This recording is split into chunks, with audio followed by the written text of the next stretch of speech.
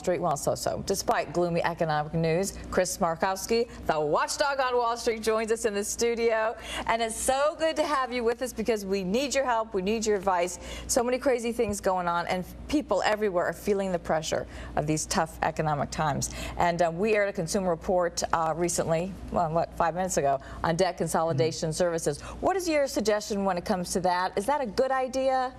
Well, certainly you have to, obviously, you're going to have to do your homework a little bit. You're going to have to go look into the Better Business Bureau. And, you know, Heather was right when she said at the end, she said, you know, if it looks too good to be true, it probably isn't. Yeah. I have a mantra on my radio show. I said everything in life that has meaning, value, and worth involves work, time, and effort. Right. And the reality is, like you want to get yourself out of debt, you have to spend less. Less. You can't keep spending more than you make. You're going to continue doing the same thing over and over again, expecting different results. It's not going to work out. Okay, if you're trying to climb out, though, of a mountain of debt, I mean, those credit card companies would send, and they still do sometimes, send just mountains of invitations. You've already been approved. Oh, really? I ought to sign this up. And they get into trouble. It's almost like they don't think it's real money. How do you get out of a mountain of debt? Well, I suggest to people, first and foremost, because I have people come into my office and I want to start saving for my retirement. I want to start putting money away from my kids, their college education. And I take a look at everything that they have, and they've got all this credit card debt at 18, 20, 22% interest. And I basically apologize. I said, there's nothing I can do for you. Yeah. I'm not going to beat those returns, 18, 20% that you're paying on this. You have to consider paying off your debt almost like saving.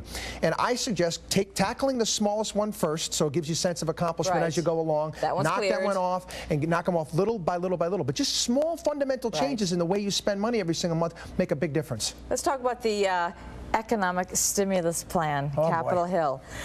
Is it really approaching $900 billion? Yeah, it's mind-boggling. Lobbyists today that are actually lobbying the Senate right now would push it close to $900 billion. This is my opinion. There's a lot of different thoughts on it, but the majority of Americans are not for this in its present form. You're seeing all the pork spending in there. I basically, you want to say it's like giving an alcoholic alcohol. You don't want to continue to lade more and more debt. Not to mention the fact I'm not a big fan of them going into my kids' bank accounts and eventually my grandkids' kids' bank accounts to take the money out to pay for this. We go on and on that one, but we have questions, though, from viewers, and we don't want to miss these. Okay, we have two questions from followers on Twitter.com. Love Twitter. Wendy from St. Petersburg asks, is it a good time to buy a home for the first-time home buyer? My son is 25, employed. Should he be looking at buying now? It's an excellent question. Her son's 25, but I don't have enough information to answer this question simply because what type of job does her son have? Is it something that he's going to build a career on? Is he going to stay here in the Tampa Bay area for an extended period of time? Because if you're going to buy a house for just a couple years, it's better to go off renting because you're going to have to pay taxes, you're going to have to do upkeep and all these other things. If you're in it for the long haul, buying a home is great, but you have to also understand that it's an installment plan purchase. Don't think of your home as this wondrous investment because it's not a wondrous investment. It's an installment plan purchase where you're going to get a rebate at the end. And unfortunately, people have figured out it's not a wonderful investment, especially this past year, if they were thinking, oh, my house is worth $500,000. Last year, now all of a sudden it's dropped to $200,000. But it shouldn't matter because it's about affordability. It's about the bill. Yeah. You need shelter. Yeah, you have to live somewhere. Just like you have to have food. You have to have food and you have to have shelter. So you obviously want your home bill to be as low as possible, something that you can afford, something that you can handle. And if you think of it in that terms, rather than what my home is worth today, next week, next month, or next year, you're going to be much happier. I was talking about people who were thinking of that as their retirement. Big mistake. You don't want to retire off your home. You don't want to do that. You want to build up assets for that you can live off of. Your home means a lot of things to you. A retirement vehicle, it should not be.